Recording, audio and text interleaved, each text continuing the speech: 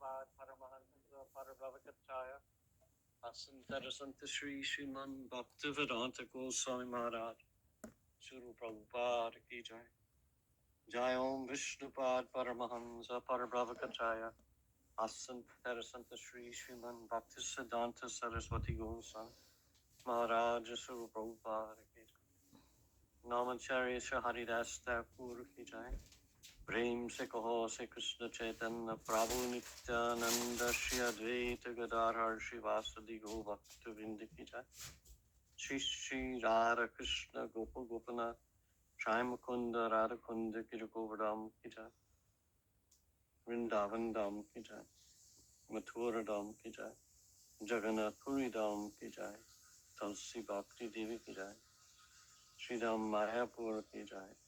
All glories to the assembled devotees. All glories to the assembled devotees. All glories to Shri Guru and Shri Garanga.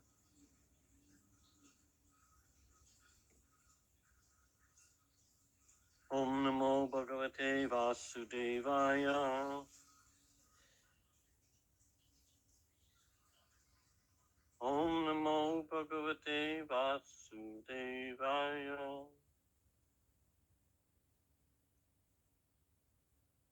Srimad Bhagavatam, first canto, chapter 4, the appearance of Sri Narada. We're, I think, on text 8.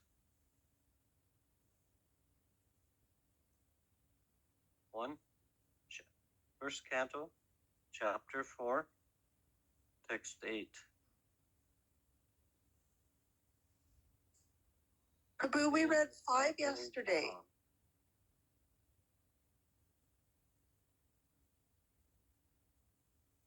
Hare Krishna, Prabhu, we read 5 yesterday.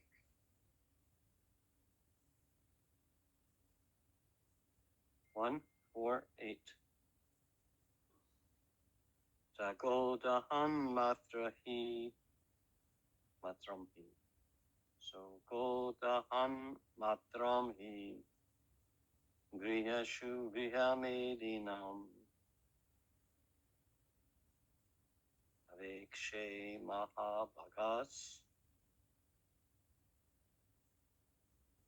Irti kurvam stad ashramam.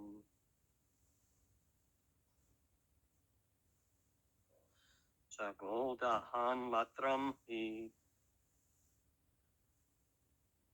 Griheshu grihamedinam. Avikshate mahabhagas. Irti kirtavam stad ashranam.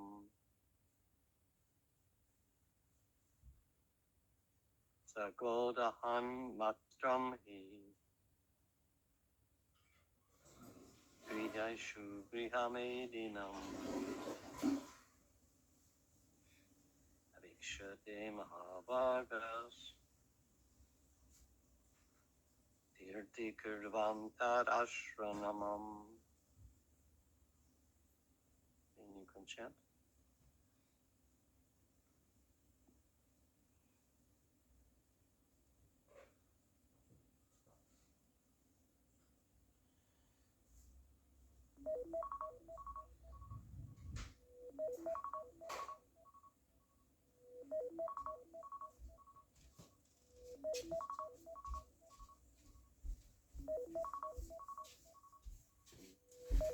Sa.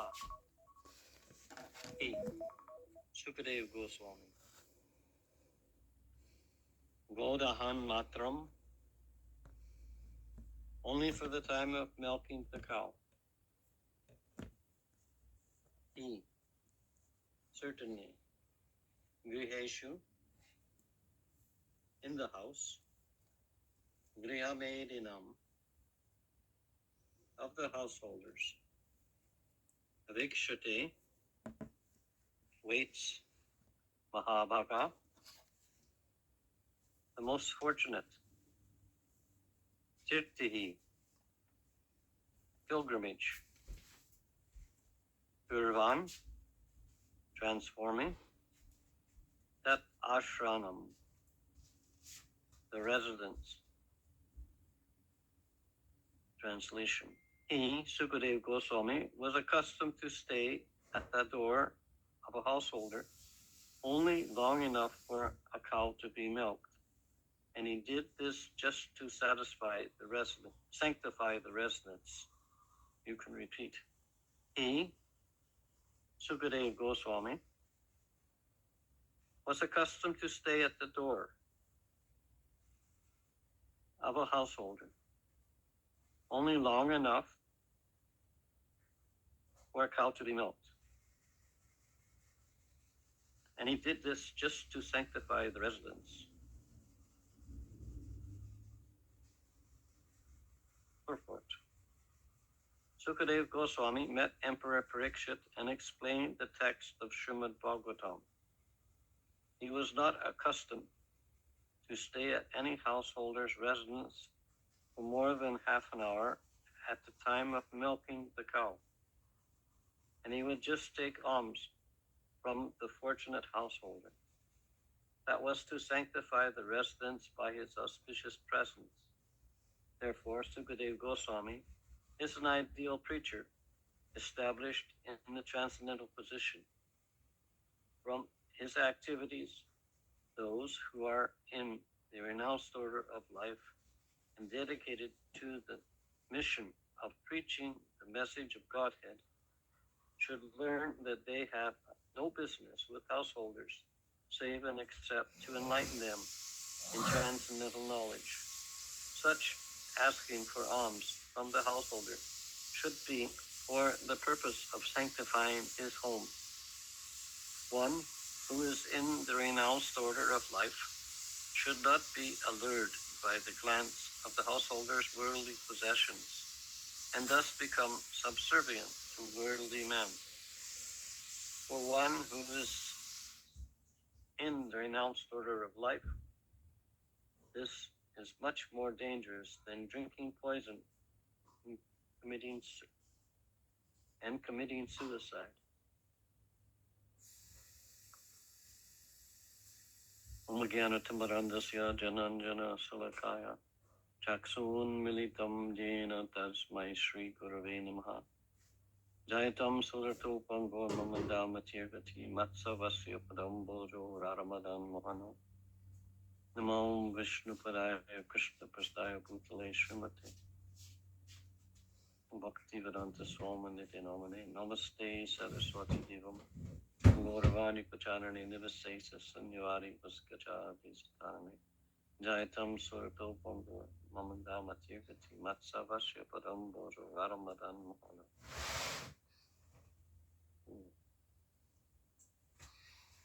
Sagodahan matram hi vihishu vihamedinam vikshate mahabhagas irti karvam starashramam.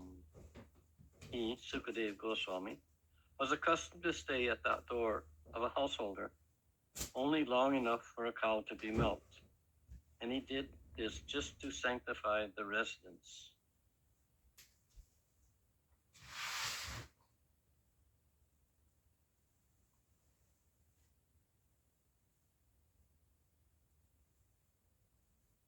So Sukadeva Goswami stayed at the door of the householder, thus indicating that he actually didn't really go in the house. He just stayed at the doorstep only long enough for a cow to be milked. Now, if you take longer than about 7 or 8 minutes to milk a cow, she gets a little bit impatient. So each cow that a householder may have, he may have more than one, it's just a very short time that Sukadeva would be spending there.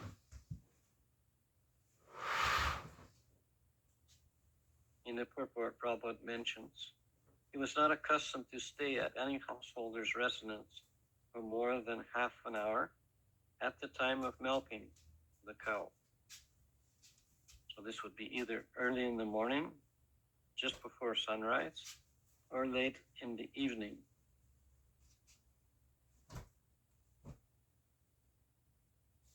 also close to sunset.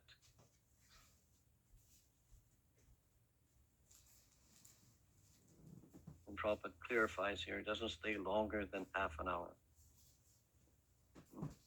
Half an hour should be sufficient time to give householder opportunity to hear sufficient amount of Bhagavatam knowledge, with the sole purpose of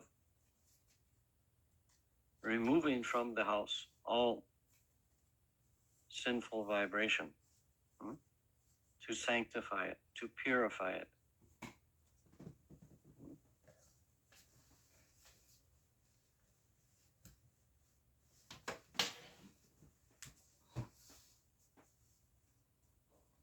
Or from his activities, those who are in the renounced order of life, dedicated to the mission of preaching the message of Godhead, should learn that they have no business with householders save and except to enlighten them in the transcendental knowledge.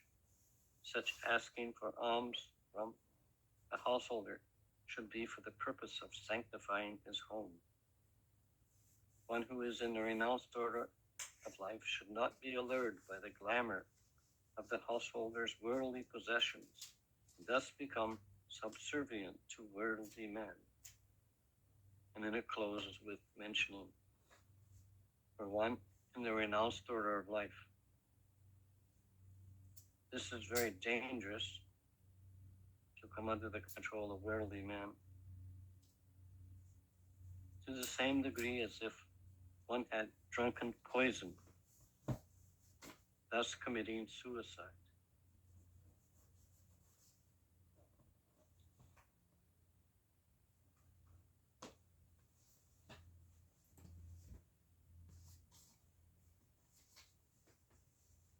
This is an example of the activities of Sukadeva Goswami. We have to remember that he was freed from all material contamination. He didn't want to get involved with it, so for that reason, he stayed within the womb for 16 years. So his mother was under great duress for a very long period of time. Not just 9 months, but 16 years.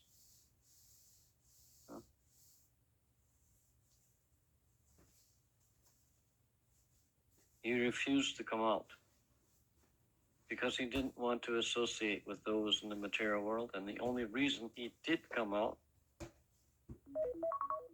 was that he needed to sanctify those engaged in material activities. This is the meaning of tirtha, to hear about the Supreme Lord,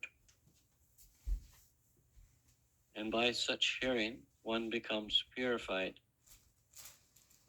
of material distresses. So if we're having any kind of difficulty,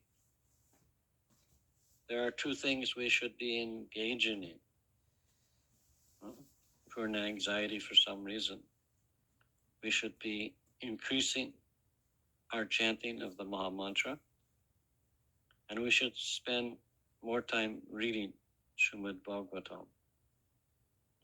The basic principles of Krishna consciousness are learned from Bhagavad Gita, and this is expanded with many examples in the Srimad Bhagavatam.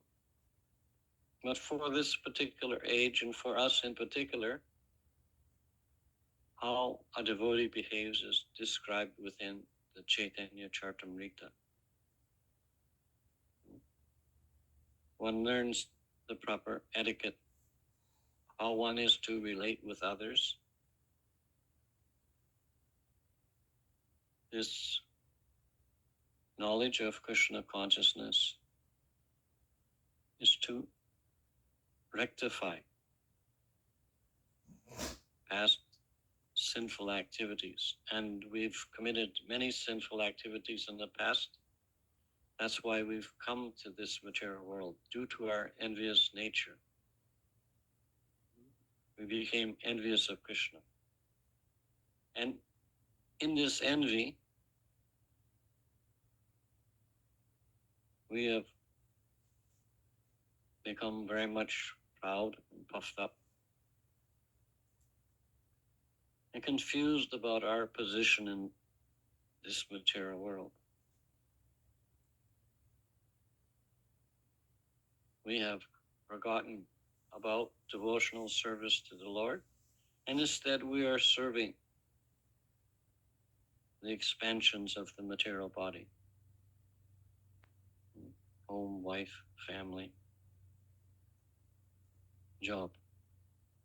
In the material world, one can see activities like a pyramid. At the top of the pyramid is one's work. And underneath comes one's life, and then one's children, and then one's family. And maybe there will be a little time at the bottom for Krishna, for God. Whereas this is the material conception. At the top should be Krishna. Then one's life, then one's work, then other family members, and the rest of society.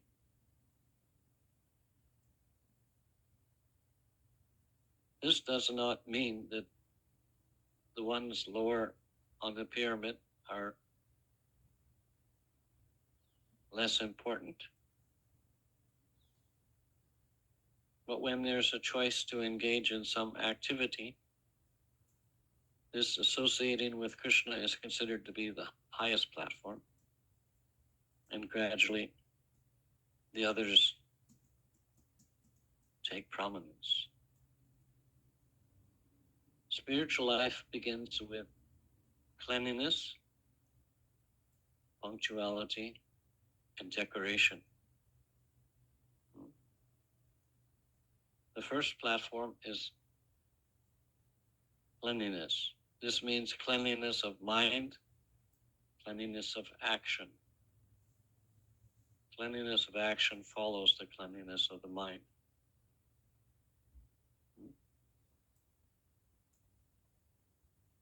When spiritual life is engaged in, sometimes those who have some material contamination, there leads to some disagreement.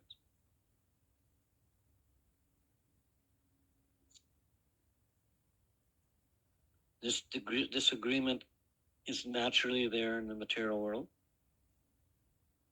because in the material world, the platform is that I am the center of the universe and everyone is serving me. So people who have some relationship, each is trying to place, I am the superior person in this relationship, and you are the inferior person. So you must serve me. The correct concept is that Krishna is at the top of the totem pole. And together we come to worship him. Husband and wife, children. Krishna is the center of activity. So everything we do are for, not for our pleasure, but for Krishna's pleasure. Even the mundane material activities, such as eating, bathing, sleeping, defending. If Krishna is put in the center, then our activities follow that we would be serving Krishna. Whatever is Krishna's desire, this is what is fulfilled. Usually, these kind of activities don't exist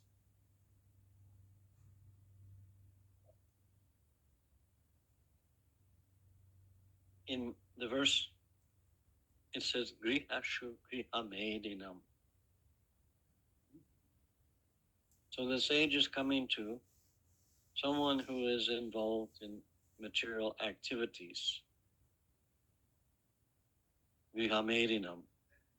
That means one whose intelligence is stolen by his home, by what he identifies as his material body and things related to his material body.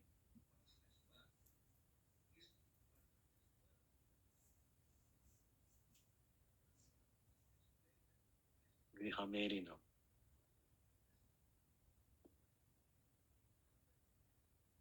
So their life is centered around the home.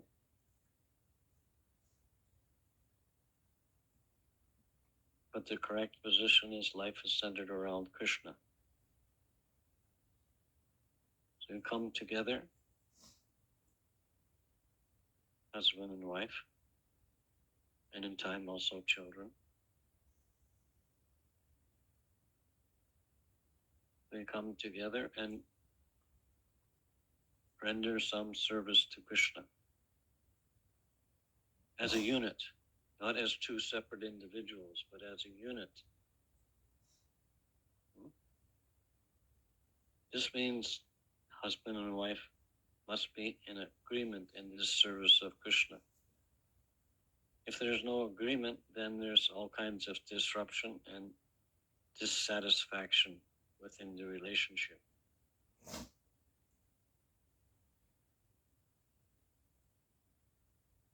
So this particular verse is giving all kinds of instructions for grihastas in particular, because it is their duty to bring in saintly people to sanctify the home.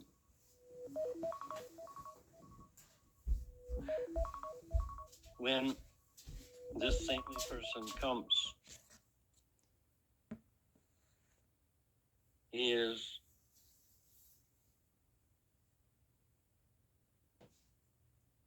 by his presence in the home, he is making it a place of pilgrimage. Kirti Kurvam Tad Ashranam. He is transforming that home into a spiritual realm. He's making that residence. He's making that residence a place of not material activities. He's making it a place of spiritual activities where Krishna is at the center.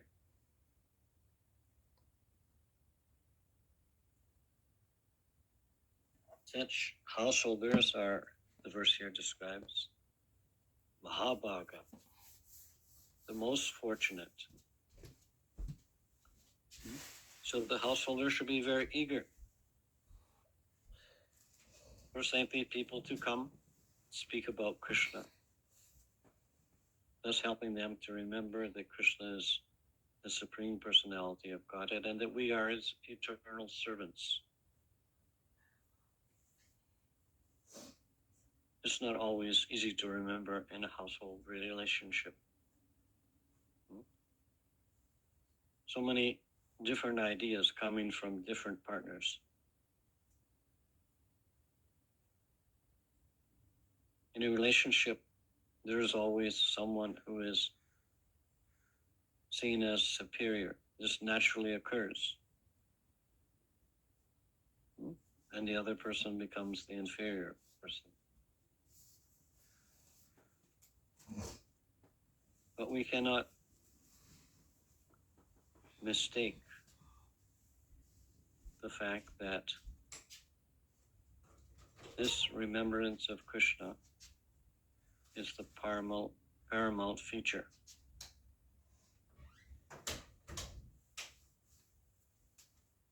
Together, as a family unit, we serve Krishna.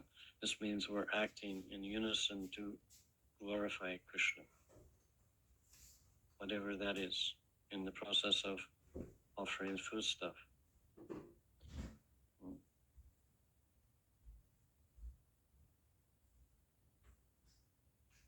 Usually the wife would cook the food stuff and the husband would offer it to the deity. Or sometimes the other way around. Together they would render the service. Not that one person did all of the service and the other one just sort of sat and watched. No, together they did this activity. There's some kind of cooperation. I can remember seeing one householder couple. The wife was from a Tamil background and the husband was an American. And the wife, she came from a business family. And so she had her own business. She was selling cosmetics, Mary Kay Cosmetics. And she was not just one salesperson. She was the manager of a bunch of salespersons. And from her, this is where the funds came in to maintain the household. The husband was a temple president, but in addition to the fact that he was temple president, he was also the person who stayed at home.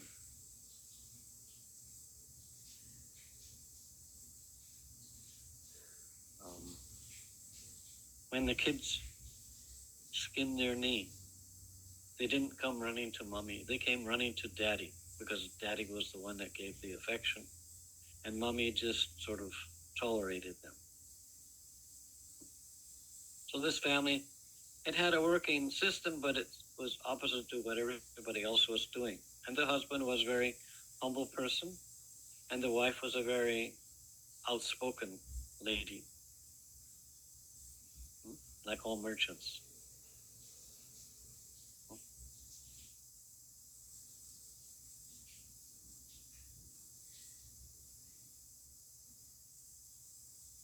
So this particular family, 4 children are born into this family. There were 3 boys, and the last child born was a girl.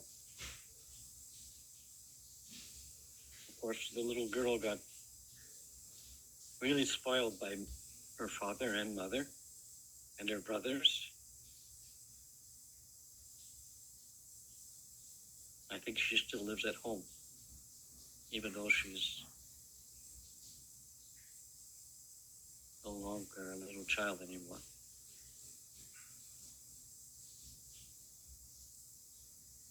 And mother still goes out and makes money, even though now she's close to in her 70s.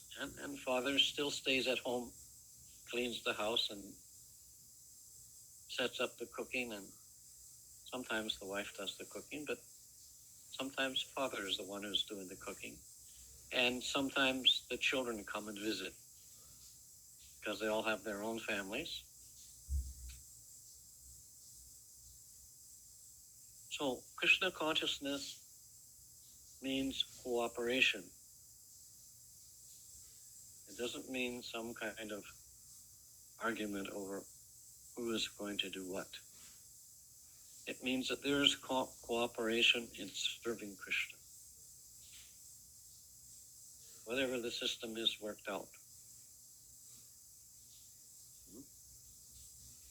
One of the members of the party may be more experienced in financial affairs.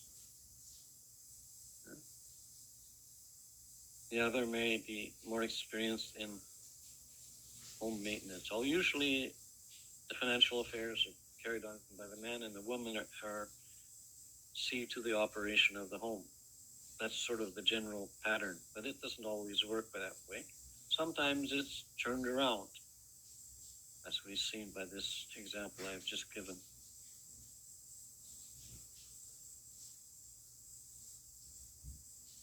Krishna consciousness means relationship. This is what Bhakti Yoga is. It's a relationship between individuals in the process of remembering Krishna, in the process of serving Krishna.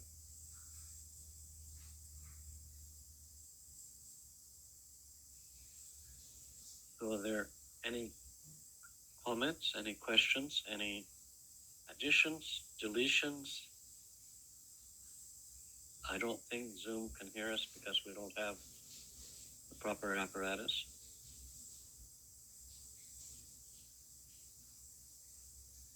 So it's just going to be a tough room, and maybe somebody from the kitchen if they're listening. I know there's nobody in the prajar room.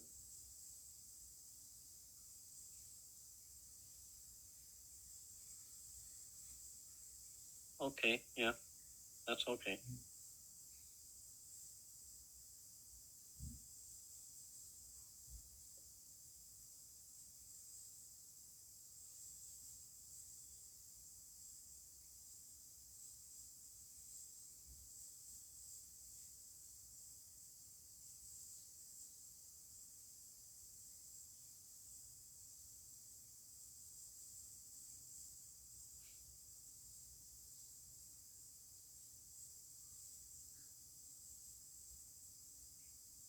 You know you're making some progress if there is happiness within your heart.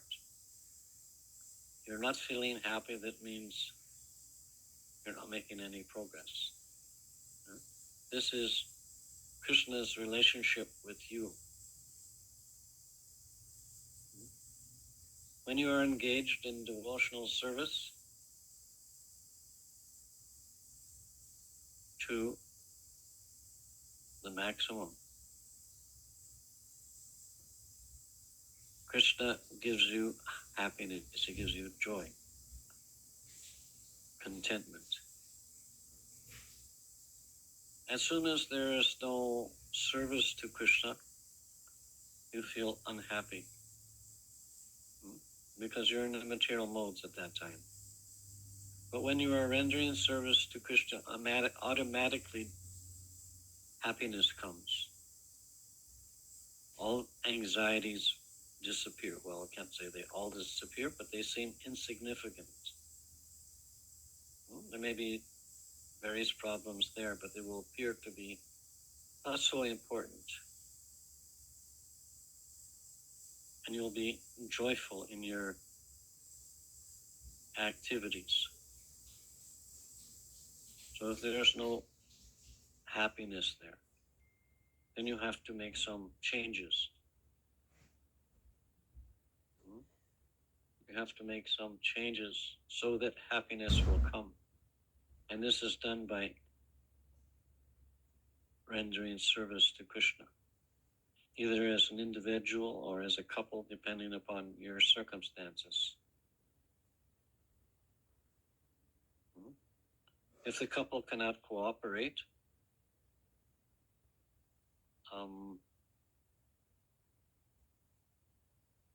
there won't be any happiness present in the relationship. There'll be dissension all the time. And each party will likely be thinking that I am in the right. The only right is to serve Krishna somehow or other. When service to Krishna is present, happiness also appears.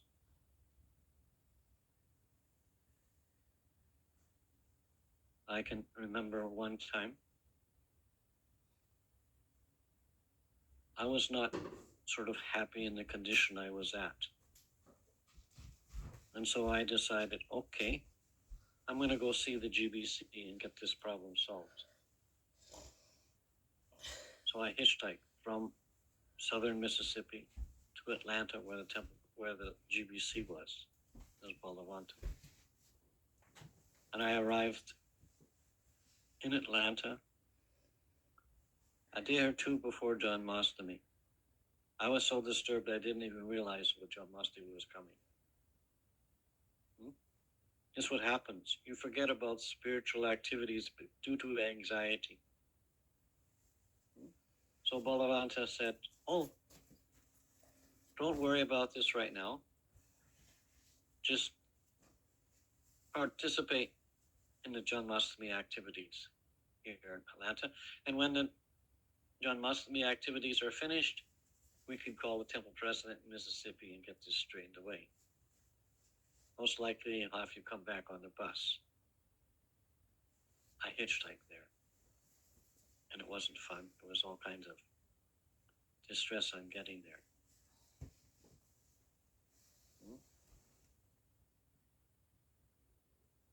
He didn't even ask me why I'd come. He already understood why I'd come, because it was very obvious I was disturbed. So Krishna consciousness means the transcendental nature of the living entity. This transcendental nature is Satchitananda. This means we are full of knowledge of how to serve Krishna. It means that there is happiness. And this knowledge comes from reading the Bhagavatam and associating with other devotees, inquiring from them, rendering them service and service to the spiritual master, and service to Krishna also. Not that it is any less important than anyone else. Actually, service to Krishna is the greatest thing. And by this rendering of service to Krishna, this glorification of Krishna, it may not be an easy thing to do at the time. It may be very difficult due to the interference of our minds. So we have to tell the mind to be quiet and not interfere with our service to Krishna. Whatever kind of service we are executing for Krishna. This service of Krishna is a relationship between you and Krishna. And if you're not rendering service to him, there will be dissatisfaction because you're not pleasing Krishna. And so he lets you know by you feeling an anxiety.